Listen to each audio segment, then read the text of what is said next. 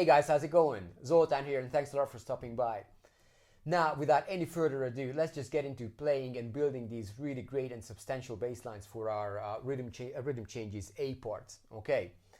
And the first thing we're gonna do, we're just gonna play nothing but our root notes to every chord, okay?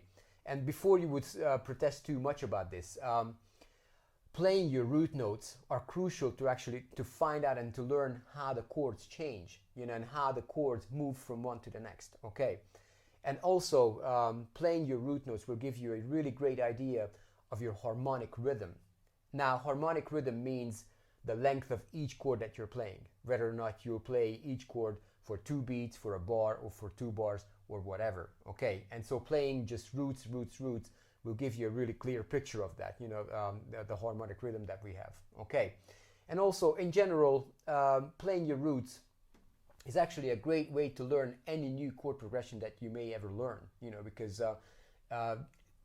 it will give you such a great idea of how the changes go by and how they move around and when they change, and just overall a very good harmonic sense comes out of just playing your root notes. Okay, so what I'll do now, I'm just going to give you a little demonstration of a couple of A parts here, and I'm going to play nothing but the root notes to every chord. Okay, so let's take a look and have a listen.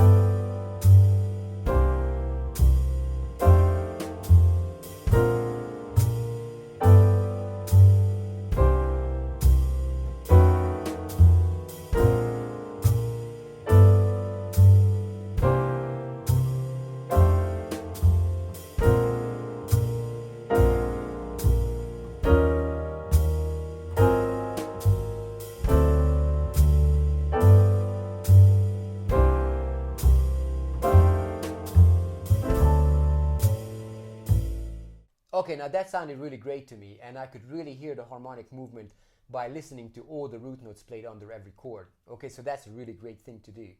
Okay, and just a little addendum actually for rhythm changes. I mean, rhythm changes sometimes is played so fast that, you know what, you might not be able to play anything else but your root notes, because it'll be just too fast for you to think of anything else.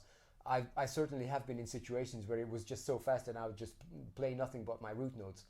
And actually, you know what? When I did that, I noticed that I underlined everything so well and gave the band such a great foundation that everybody was very happy and very safe and very comfortable playing, on top of those great, very substantial bass lines, But now let's move on to adding a little bit. So we're going to add our third to our lines now. And but before we do, let's just go back and take a look at our chords a little bit again.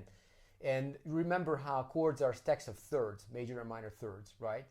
And our dominant seventh chords are no exception. And what happens, each and every of these dominant seventh chords has a root, a third, a fifth, and a seventh, right? And as we know that the root note is the most important note because it defines the starting point of the chord. But the next most important note is the third, because the third will define whether or not we are playing a major or minor sounding chord. Okay, so that's a very, very important element in the chord as well, the third itself. All right. Now, let's go through the changes. Let's go through the A part with playing roots and thirds. Okay, and just to remind ourselves, I'm just going to go through the notes here. So for the B flat chord, we've got a B flat and a D. For our G7 chord, the sixth chord, we'll have a G and B natural. For the C7, we'll have a C to an E. That was the 2 chord, by the way. And for the 5 chord, the F chord, we'll have an F and A. Okay. And for our 4 chord, the E flat 7th, we'll have an E flat and G. For the flat 7th, dominant 7th, the A flat 7th here, we've got an A flat and C. Okay. And last but not least, the D7th chord will have a D and F sharp for us. Okay, the root and the third of that D7. Okay. Now the third is not only a very important note to play, it is also a note that will actually lend us the opportunity to use voice leading in our lines. Okay. Now voice leading basically is the relationship between the chord tones that will move us from one chord to the next in our lines. Okay, so basically, as far as our bass lines are concerned, the voice leading notes will be the last note of the previous chords and the first notes of the following chords. Okay, and when you start to use voice leading, there's a real basic principle to voice leading, which is we always need to find the shortest way or the smallest step possible between these two notes, the last and the first note of two adjacent chords. Okay, and because of that, your lines will actually start to become smooth and very musical, because we'll have a real nice, smooth and short and very small interval connecting us from one chord to the next. Okay, and just to give you a little example of that, the third comes into play with this kind of thing when we have chords that are fourths away from each other. For example, in our case here, the C7 chord, the 2 chord, is a fourth away from the 5 chord, from the F chord. Okay, and let's see how could I connect these two chords by using voice leading and using my third. So I'm just going to start with the root of the C7 chord, the 2 chord. I'm going to move up to the third, to the E, and now I'm going to have to connect to the next chord, to the 5 chord, the F7 chord. So simply I'm just going to play that F as my starting note of that 5 chord. And look at this lovely voice leading here. This is perfect voice leading here because the E is a semitone or a half step away from this from the root of the F, from the 5 chord. So we've got ourselves a very, very nice voice leading between these two chords. Basically, we have led the 2 chord with a semitone with the shortest way or the smallest possible step into the 5 chord. Okay, and if you listen to it, it's a real nice little line. Okay, so that's one of the things that I will start to use in these lines now that you're going to hear in a minute. And another thing is the range of the line as well, because I started to use a little bit of range now, because the third interval lends me a little bit of distance, right? Like that. And I can use these notes down here in the lower positions, like I did in the line at some points. But you can also start to go upwards and start to go into your mid-range with the G chord, with the C7 chord, with the 2 chord, from the C here all the way up to an E, that's an E, and all the way up, connecting that E to the 5 chord, to the F. Now you could come back to an A, to the third of that 5 chord, and connect that A to the B flat, which is the root of our 1 chord, of the B flat 7 chord, right? And maybe we can come down to a D, which will be the third of that root chord of the B flat 7 chord. So just look at how much range actually we have covered just about within 2 bars, just by spreading out our intervals a little bit. Okay, so we've come from this B flat to D, up to a G to B, and from here the 2 chord, the C to an E, and now the 5 chord from an F back to an A, and now the 1 chord from a B flat to a D. Yeah, and we could continue by maybe starting that low G for the 6th chord, and so on and so on. So you can see how great you can cover range as well. And now range is a very important thing as well, because range will give a different element of variation to your line. Basically lower or higher pitches, lower or higher notes, which is also a very, very good way to variate your lines. Okay, so anyways, too much talk now. Let's just listen to a little line here, and this will be the A sections of rhythm changes played only by the roots and thirds to each chord.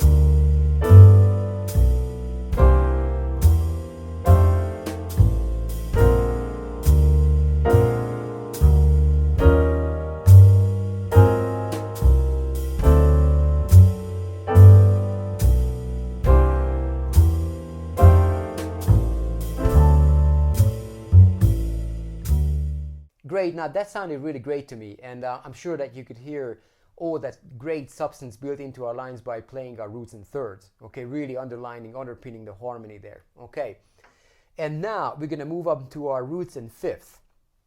And although the fifth doesn't define as much in the chord as the third did, but by playing the fifth, we're going to start to put some variation into our lines, because obviously playing roots and fifth will sound different than playing roots and thirds, right? So let's do that. And but before we do, let's just remind ourselves what notes we have to play in each chord. Okay, so we'll start with the B flat 7. Over the B flat 7, we're going to have to play B flats and Fs, okay, being the roots and fifth. Now over the G7 chord, it will be G and Ds, okay. Now over the 2 chord, the C7, it will be C and G. Over the 5 chord, the F7, it will be F to C, okay. And over the 4 chord, the E flat 7, it will be E flat and B flat, okay. And over the flat 7 dominant 7th chord, which is a mouthful to say, it will be an A flat and E flat. And over the D chord, the D7 chord, we'll play Ds and As, okay, being the root and fifth of that chord, okay. And also because the fifth interval is such a wide interval, I'm going to be able to use it to create more range for me. So I'm gonna use these fifth to really go through some nice range here, change of ranges here, which will add another element of variety to our playing as well. Okay, so here it comes, the A sections of rhythm changes played by nothing but our roots and fifth to each chord. Okay, so again, let's take a look and let's have a listen to it. All right.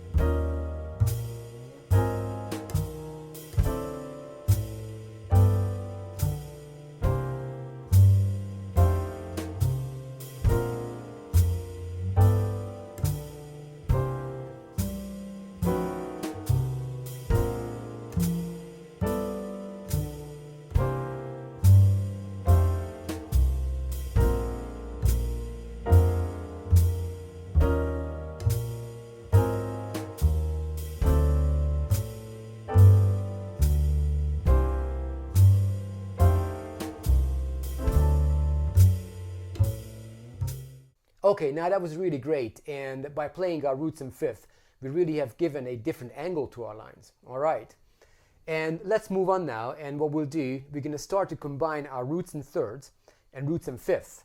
Okay, so basically we're going to start to improvise our lines now, and we've got two options here. We can play the roots and thirds of a chord or the roots and fifth. And we'll just decide as we go, as the chords come, as the next chords come, we'll just decide whichever solution we'll use. Okay, so let's say I'm going to start on the B flat 7 chord, of course, the one chord. Let's say I'm going to play the roots and third, the root and third of that chord, B flat to D. Okay, and the next chord, the G7 chord, maybe I'll play the root and fifth, G to D. Okay, for the next chord, for the C7, maybe I'll play the roots and thirds again. So C to E. And for the F chord, maybe I'll just play roots and fifth. And we'll just carry on and so on and so on as the chords go by. Okay, and by doing so, I think you'll notice that you really start to get a real nice varied line here for note choices. Okay, and even though we're only playing our roots and thirds and fifth, our basic chord tones, that are very important by the way anyways, these three notes already give us a real great amount of variation. Okay, so without any more talk about it, I mean really that's all there is to it. Let's just see a little example about this. Okay, so let's just take a look and have a listen at these lines here, and these will be the A parts played by roots and thirds or roots and fifth put on the different chords. Okay, so here it comes.